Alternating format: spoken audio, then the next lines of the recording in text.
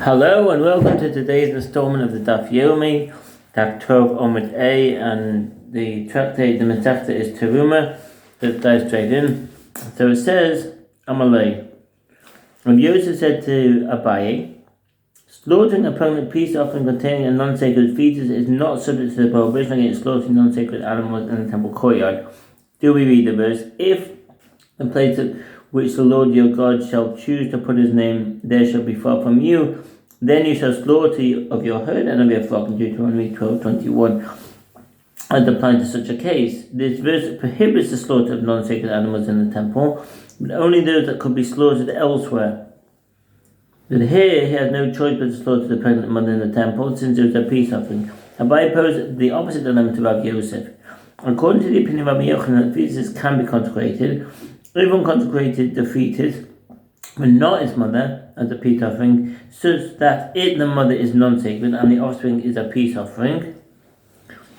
He chulin lada shlomim. If a fetus of a non-sacred animal is sacrificed to the altar, if one said it is non-sacred and its offspring is sacrificed as a peace offering, it's prohibited to slaughter it outside the temple. If one did slaughter outside, he is not liable to be flogged, as this fetus is unfit for sacrifice. This is the contrary of Yosef's response to Abaye, and that's from the Rambam Sefer Voda Hilchot Ma'aser Kabbalah 18:13. See the case of Mishnah there.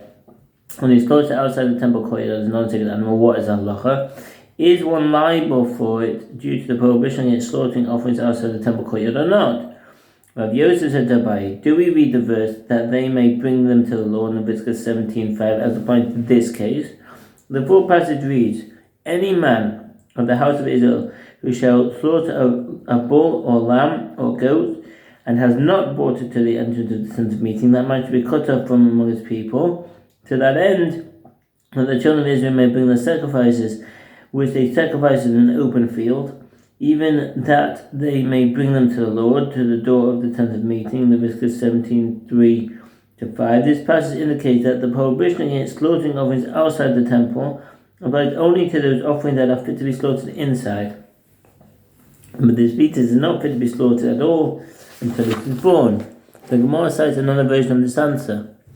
Rabbi Yosef said to Abaye, the verse states, and has not brought it to the entrance of the tent of meeting, that teaches that one is liable for slaughtering an offering outside the temple only if it is fit to come through the entrance to the tent of meeting, i.e. to be sacrificed in the temple. This fetus is not yet fit. If teruma, the portion of the produce designated for the priest, was intermingled with non-sacred produce, and it is impossible to distinguish between them, if the ratio of non-sacred produce to teruma was less than 100-1, the teruma is not nullified, and all the produce is forbidden to those for whom teruma is forbidden. If the mixture was then intermingled with other non-sacred produce, that mixture renders it a mixture of teruma only according to the calculation of the percentage of the original teruma produced in the entire mixture. And dough that was leavened with teruma leavening agent is forbidden to those for whom teruma is forbidden, even if the ratio between the non-sacred and teruma is greater than 100-1. If a portion of that dough is intermingled with non-sacred dough, it leavens only according to the calculation. So what's the footnote here? There is a principle with regard to the prohibition of meat in milk, that a piece of food that absorbs a forbidden substance becomes considered like non-kosher meat itself. Some commentators claim that this principle applies to all 12 prohibitions. If so, in the case, the mixture of the non-sacred dough should be entirely prohibited.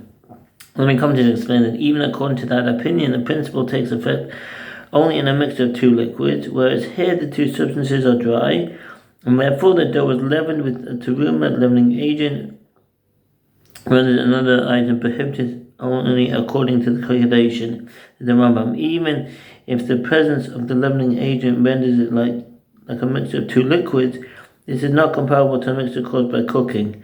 It is only with regard to cooking that the entire mixture is prohibited, as the taste spreads throughout the substance. But others state that this principle, that a piece of food that absorbs a forbidden substance becomes prohibited itself, does not apply because leaven imparts a flavor to the dough, not by means of absorption, or through a mixture of substances, but due to its potent odor. Others reject these answers and claim that according to the Tana of the Mishnah, this principle that a piece of food that absorbs a forbidden substance becomes like non-kosher meat itself applies only to prohibition of meat in milk. And that's from the Yet of Das, of the percentage of the original leavening agent in entire dough.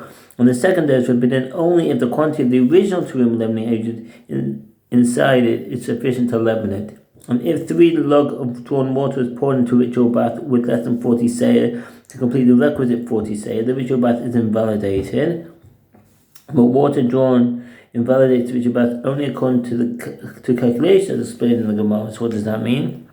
Some commentators maintain that the phrase only according to calculation has the same meaning as in the entire halachot of the mixture of teruma, produce, and a leavening agent. In other words, drawn water fell into a bath of less than 40 seah of rainwater and thereby invalidated it as a ritual bath.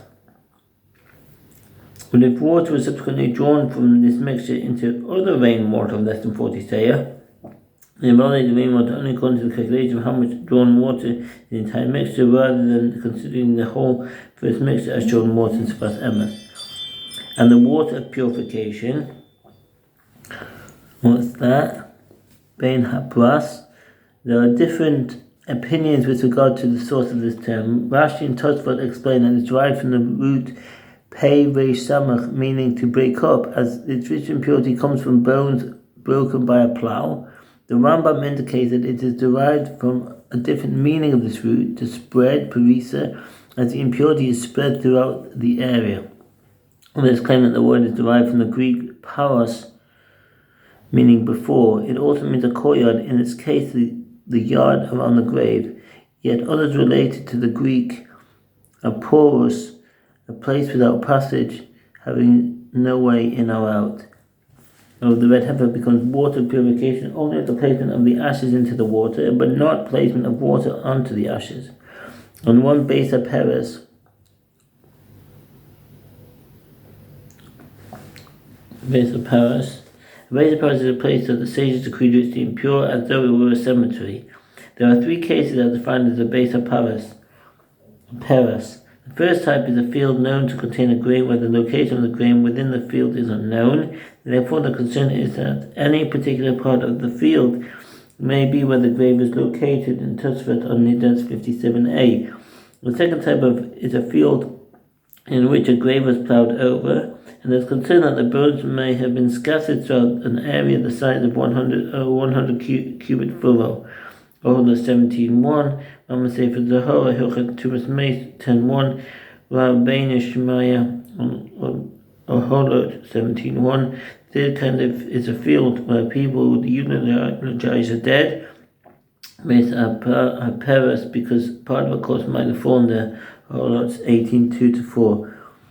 Does not create another base of Paris. The sages decreed rich impurity on a field in which a grave was ploughed, scattering the bones throughout the field. This field is called a base of Paris. That impurity extends to the area of 100 cubits surrounding the grave. Nevertheless, they did not decree impurity on the second field of one ploughed from that field into another field. And there is no teruma after teruma. Once one designates produce from his crop as teruma, if he designates an additional produce from that crop as teruma, it is not teruma. And the substitute animal that was consecrated when it was substituted for a consecrated animal does not render the non-sacred animal exchange for it a substitute. A substitute does not render a non-sacred animal exchange for it a substitute. That is, if one attempted to substitute a non-sacred animal for a substitute, it is not consecrated. That's from the Mammoth Sefer Kabbalah, Teruma 115. Rather, it remains non-sacred, and the offspring born of a consecrated animal that was not consecrated itself would not render a non-sacred animal exchange for it a substitute. Rabbi Yehuda says the offspring renders a non-sacred animal exchange for it a substitute. And so he said to him, a consecrated animal renders a non-sacred animal exchange for it a substitute. But if the offspring does not render a non-sacred animal exchange for a substitute, the Mishnah teaches that if a mixture of teruma produce and non-sacred produce was intermingled with other non-sacred produce, that mixture is prohibited only according to the calculation of the percentage of the original teruma produce in the earlier mixture. The Gemara asks, who is the Tana whose opinion is reflected in this ruling? Rabbi here, Abba says, Rabbi Yochanan said, this ruling is not in accordance with the opinion of Rabbi Eliezer. As we learned in a Mishnah in Teruma 5:6, if a seah, what's a seah? A seah is a measure of dry volume first mentioned in the Mishnah in 18:6. It is used by the sage as a point of reference for all measures. Every seah contains 6 kav, which equals 24 log. Estimates of the modern equivalent of a seah range from 8.3 to 14.4 liters. Teruma fell into less than 100 seah of non-sacred produce. A seah of teruma that fell into less than 100 seah of non-sacred produce is a prohibited mixture. If a seah that from that mixture subsequently fell into other produce, it renders the second produce a prohibited mixture only according to the proportion of teruma in the entire mixture. So if 10 seah of teruma fell into 90 seah of non-sacred produce, rendering the entire mixture prohibited, and 10 seah of this mixture then fell into slightly less than 100 seah of non-sacred produce, it is all prohibited, as according to the ratio there is 1 seah of teruma in the mixture. If less than 10 seah fell into that amount of non-sacred produce, it did not render it a prohibited mixture. This is according to the opinion of the rabbis, and that's from the Rambam Sefer Zerayim, Hilchot Teruma 13:3.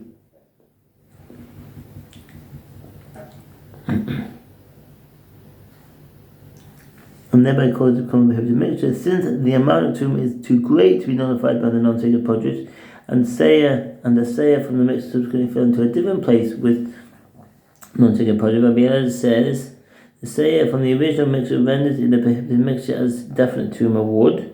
In the same ratio, since I say it is possible that the same seah of teruma equivalent to the first mixture was not mixed evenly throughout, and it all came out intact and fell into the second mixture. Therefore, it required nullification as if it were unadulterated teruma. And the rabbis say the seah from the original prohibited mixture renders a derivative mixture prohibited according to the calculation of actual teruma in the entire mixture, calculated as if the teruma were evenly distributed throughout the first mixture. The Mishnah evidently follows the opinion of the rabbis. The Mishnah teaches, and if a portion of dough that was leavened with teruma, or the teruma leavening agent was intermingled with non-sacred dough, it leavens only according to the calculation. So what does that mean? The dispute between the Rabbi and Rabbi Eliezer refers to a case where the teruma leavening agent fell into non-sacred dough and leavened it. Subsequently, some of this prohibited dough fell into other non-sacred dough and leavened it as well, says Rashi. Others explain that an equal amount, e.g. an olive bulk, of both teruma leavening agent and a non-sacred leavening agent fell into a non-sacred dough. The rabbis maintain that the second dough is prohibited only if the teruma leavening agent would have leavened the dough by itself. Conversely, Rabbi Eliezer holds that when both permitted and prohibited items contribute to a result, it is prohibited. Therefore, there was no need for the teruma leavening agent to be large enough to leaven the non-sacred product by itself, as the permitted leavening agent joins together with the prohibited substance. In any case where both permitted and prohibited items contribute to a result, it is permitted, as maintained by the rabbis. See Rambam Sefer Kedush, Hilchot Mechalot Asurat 16:3, and Sefer Hamadas, Hilchot Avodah Zarah 7:14, Shulchan Aruch Yodea 142:11. Rabbi Abba said that Rabbi Yochanan said, the Mishnah is not in accordance with the opinion of Rabbi Eliezer. As we learn in the Mishnah, in order to 11, in a case of non-sacred leaven and leaven of teruma that fell together into a non-sacred batch of dough. I said that one, and this one alone was not potent enough to cause the dough to become leavened, and that one alone was not potent enough to cause the dough to become leavened, and they combine and they cause the dough to become leavened. Rabbi Eliezer says, I follow the final element to fall into the dough. If the teruma fell in last, the dough is prohibited to non-priests. And the rabbis say whether the forbidden item, the teruma, fell in first or the forbidden item fell in last, it is only if there is enough of the prohibited leaven itself to cause the dough to leaven. The Mishnah further teaches, and drawn water invalidates the ritual bath only according to calculation. The Gemara asks, who is the Tana whose opinion is reflected in this ruling? Rabbi here, Abba says that Rabbi Yochanan says it's Rabbi Eliezer ben Yaakov, as we learn in the Brighton to Sefta Mikvayot 4:3, that Rabbi Eliezer ben Yaakov says if a ritual bath contains 21 seah Drawn water, i.e. water collected manually, invalidates a ritual bath by the amount of 3 log only if it fell into a ritual bath directly from a vessel. But if the drawn water was dragged into a ritual bath, it invalidates it only if it amounts to half the total water. Furthermore, if most of the water was filled at the outset, the ritual bath is valid. Also, if a ritual bath contains 21 seah of rainwater, and one filled and drew water from outside, and the water flowed into the ritual bath, whether it was dragged along the ground or in a pipe or a similar object, the ritual bath is valid even if it ultimately contained 1,000 seah. This is according to the ruling of Rabbi Eliezer ben Yaakov that drawn water that was dragged is fit if the majority of the initial 40 seah was made up of fit water. Rambam Sefer Tahara Hilchot Mikvayit 4.8 Shulchan Aruch Yerodea 201.44. Rainwater. The majority of a valid ritual bath of 40 seah. What can one do to render it valid? One fills drawn water in a bucket carried on the shoulder in the amount of 19 seah, and with it fills a pit adjacent to the ritual bath, and one lets the water flow with a terkan through a passage from the pit into the ritual bath. Postcon would pay to have kuf is similar to and perhaps borrowed from an Aramaic word that bears the same meaning, the opening and removal of an obstacle allowing water to flow. And in this manner, all 40 seah are richly pure. The reason is that drawn water is purified by the majority of fit water that was already presented in the ritual bath and by drawn water flowing into the ritual bath. This is the meaning of the mission statement that drawn water invalidates the ritual bath only according to calculation. One calculates the amount of drawn water that flowed into the ritual bath, as the ritual bath is invalid only if most of the 40 seah of that drawn water. The Gemara asks, if this is the opinion of Rabbi Eliezer ben Yaakov alone, one must conclude by inference that the rabbis hold that the ritual bath is not fit even by majority of fit water and by flowing of the drawn water. The commentators disagree with regard to the opinion of the rabbis. Some say that according to the rabbis, if a ritual bath was filled to the requisite measure by means of drawn water that flowed there, it is invalid even if the water is in the minority. The Rashi Naran. Others maintain that it is invalid unless 40 seah of fit water came into the ritual bath, Rosh Lanel. Yet others claim that drawn water in the amount of filog that flowed into the ritual bath invalidates it. That's from Rabbi Shimshon of Steinsaltz and the Rosh. But if so, consider that which Ravin said when he came from Eretz Yisrael to Babylon, namely that Rabbi Yochanan said a ritual bath that consists in its entirety of drawn water that one made flow into it is pure. She'uva shehim shichu kula tahora. The commentators dispute the reason for this ruling. Some say that since the disqualification of drawn water by rabbinic law, the sages declared that if this water flowed into a ritual bath, it does not invalidate it. I don't know if others explain that if drawn water flows along the ground, it is no longer considered detached from the ground and thereby rendered unfit. Following this reasoning, some maintain that the water once flows specifically on the ground in which the water can be absorbed, and Rabbi Eliezer met and Rokeach. Others rule that drawn water is fit even if it flowed in high ground that does not absorb water. In accordance with whose opinion is this? It is not in accordance with the opinion of the rabbis to maintain that drawn water invalidates the ritual bath even if it flowed into it, and it is not in accordance with the opinion of Rabbi Eliezer ben Yaakov, who holds that drawn water invalidates the ritual bath even if it constitutes the majority of 40 seah. Now the Rabbah says the Mishnah ruling that drawn water invalidates ritual bath only according to calculation is not referring to drawn water that flowed. Instead, it means according to the calculation of the number of vessels from which the drawn water was directly poured into the ritual bath, and this is in accordance with the opinion of Yosef ben Honi. This individual was apparently a Tanu who lived at the end of the Second Temple period, and whose statements are cited in the Mishnah and the Gemara. In many places, referred to as Yosef ben Honi. As is taught in the Brayta, if 3 log of drawn water fell into the water of a ritual bath. If 3 log of drawn water fell into a ritual bath that does not contain 40 seah, even if the ritual bath was slightly less than that amount, the ritual bath is invalidated.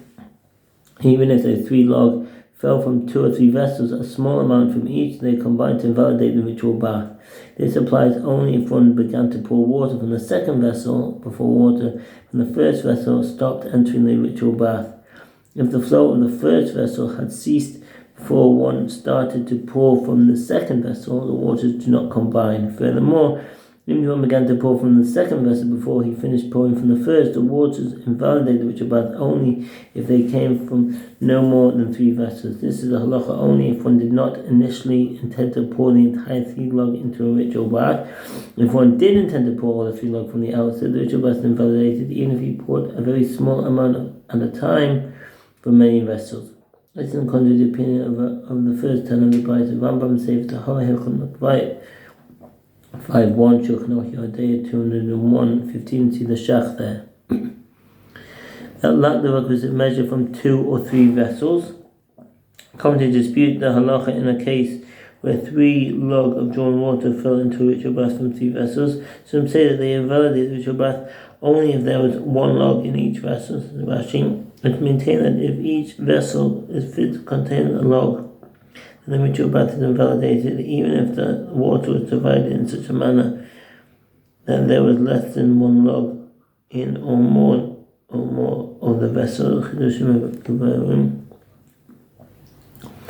With each containing at least 1 log of drawn water, or even from 4 or 5 vessels, where no whole log fell at once, it invalidates the ritual bath. The description of drawn water falling into the ritual bath indicates that the water invalidates the bath even if it's poured in unintentionally. For this reason, some commentators rule that one must be careful when drawing out the water from a ritual bath in buckets in order to clean it. The buckets must be perforated with holes large enough that they are no longer classified as vessels he touched from. The concern here is that during the cleaning, more than 3 logs of water might fall from the bucket into the ritual bath.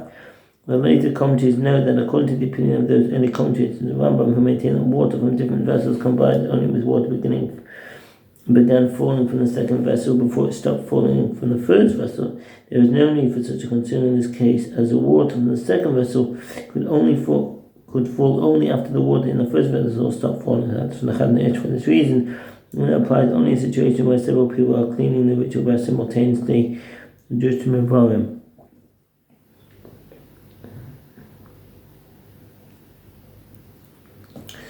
Yosef ben Honi says, it is only if the water was drawn in 2 or 3 vessels that the water invalidates the ritual bath. If the water was in 4 or 5 vessels, the water does not invalidate the ritual bath. This is what the Mishnah means. The Mishnah teaches, and the water purification of the red heifer becomes water purification only with the placement of the ashes into the water, but not by the placement of water into the ashes. The Gemara asks, who is the Tana whose opinion is reflecting this ruling? Rabbi Chiya bar Abba said, Rabbi Yochanan said that it is not in accordance with the opinion of Rabbi Shimon. As is taught in the Brisa, a sota, a woman suspected of unfaithfulness by her husband, must drink bitter water prepared in the temple. The verse states, when the priest shall take holy water in an earthen vessel, and of the dust that is on the floor of the tabernacle, the priest shall take it and put it into the water. Numbers 5:17. This verse teaches that the water must be placed in the vessel first, and the dust is placed on top of it. If one places the dust in the vessel before the water, the mixture doesn't fit, as Rabbi Shimon deems it fit. How does one sanctify the water purification with the ashes of the red heifer? One puts water that was collected for the sake of the water purification in a vessel, placing enough ashes upon the water for them to be visible, and then mixes the water and ashes together. If one places the ashes in the vessel before the water, it is invalid. This is according to the opinion of the first 10 of the Brisa Mom Seif Tahor Hilchot Paradim of 9.1. I explained what is the reading of Rabbi Shimon, as it is written with regard to the heifer, and for the impure they shall take of the dust of the burning of the purification from sin, and place it place on it flowing water in a vessel. Numbers 17, 19, 17. And if it is taught in a Brisa, Rabbi Shimon said, but it is dust afar that is taken. Is it really ashes, ephah? Afar is clear from the use of this term in the Bible that although afar basically means the material of the ground, i.e. earth, nevertheless substances that are similar to the thin powders can also be called afar. Evidently the verse altered the standard usage and referred to ashes as dust in order to derive a verbal analogy from it. What's the footnote here? Is a fundamental Talmudic principle of biblical interpretation appearing in all standard list of exegetical principles. If the same word or phrase appears in two places in the Torah and a certain halach is explicitly stated in one of these places, one may infer on the basis of a verbal analogy that the same halach applies in the other case as well. Consequently, inferences drawn on the basis of a analogy rely on verbal identity rather than conceptual similarity. For example, when the Torah states, with regard to those convicted of certain types of sorcery shall be put to death, they shall stone them with stones, their blood shall be upon them, Leviticus 20:27. Since this verse employs the expression, their blood shall be upon them, speaking of death by stoning, the Talmud infers by verbal analogy that in all cases where this expression is used, the punishment should be death by stoning. Generally, inferences are drawn to a verbal analogy only if the same one or phrase appears in both verses being compared, where verbal analogies are occasionally drawn even if the terms are not identical, as long as their meanings are similar. From it, dust is stated here in the verse, and dust is stated there with regard to the sota, just as there, in the case of a sota, the verse teaches that dust must be placed on top of the water. So to here with regard to the red heifer, the dust, i.e. ashes, must be placed on top of the water. And likewise, just as here with regard to the red heifer, if one places dust in the vessel before the water, it is fit after the fact. So too in the case of the sota, if one places dust in the vessel before the water, it is fit after the fact. The Gemara asks, and here with regard to the red heifer, from where do we derive that the mixture is fit even if it is placed first? Two phrases are written. First it is written, they shall take of the dust of the burning and the purification from sin and place on it. Apparently the ashes should be placed in a vessel first and the water afterward. And then it is written, running water in a vessel, indicates that the water should be placed in a vessel first, while it is still empty. How can these texts be reconciled? They can be reconciled by concluding that if he desires to place the dust, i.e. the ashes of the red heifer below, and put water on top, he may do so. And if he desires to place the water first and places the dust above the water, then he may place the dust above the water. The Tana of our Mishnah, who deems the mixture unfit if the ashes are placed first, what is his reasoning? He could say to you that the last clause of the verse, running water in a vessel, is meant specifically, i.e. the water must be placed first. And when the verse says beforehand, and they shall take of the dust of the burning and the purification from sin and place on it, it teaches only that after the ashes are upon the water, one is required to mix the ashes with the water so that the water covers the ashes. The Gemara objects, but one could just as easily say the opposite. What did you see that led you to say that the last clause of the verse is meant specifically? Perhaps the first clause of the verse is meant specifically. The Gemara answers, you cannot say so, as just as we find in every instance that the facilitating item goes above, e.g. in the case of a sota, the dust which enables the water to be used goes on top of the water. So too here in the case of red heifer, the facilitating item must go above. The water must be placed first, and only then the ashes. The Mishnah further teaches one beta paras not create another beta paras. The Gemara comment, the Mishnah is not in the contrary opinion of Rabbi Eliezer, as we learned in the Mishnah in 17:2, that Rabbi Eliezer says one base of paras creates another base of paras. What does that mean? Some commentators maintain that according to Rabbi Eliezer, all 4 fields that border base of paras have the status of base of paras, even those which are not in the direction that was ploughed. The Rashi see also Rabbeinu Gershom or Hagolah. Others, when Rabbi Eliezer holds, if one ploughed from a base of paras into another field, that field is considered like a base of paras itself, and if one ploughed from that field into a third field, that third field ought to become the base of paras, and so on, and that's from Tosfot. If one ploughed from the base of paras into another field, that field is also richly impure. The Gemara asks, and according to the rabbis who disagree with Rabbi Eliezer, how far does the base of paras extend? When Rav Dimi came, Rav Dimi was one of the sages who would often travel from Eretz Yisrael to Babylonia, primarily to submit the Torah of Eretz Yisrael to the Torah centers of the diaspora. On occasion he travelled on business as well. Many questions, particularly those concerning the Torah of Eretz Yisrael, remained unresolved in Babylonia until someone from Eretz Yisrael would arrive and elucidate the halacha, with no interpretation, the no expression, or the unique circumstances pertaining to a particular statement that requires clarification from Eretz Yisrael to Babylonia. He said that Rabbi Lecher said, and Rabbi Shimon ben Abba said, let's finish there because that's the end of the Omid. I wish you a very good day and all the best. Bye.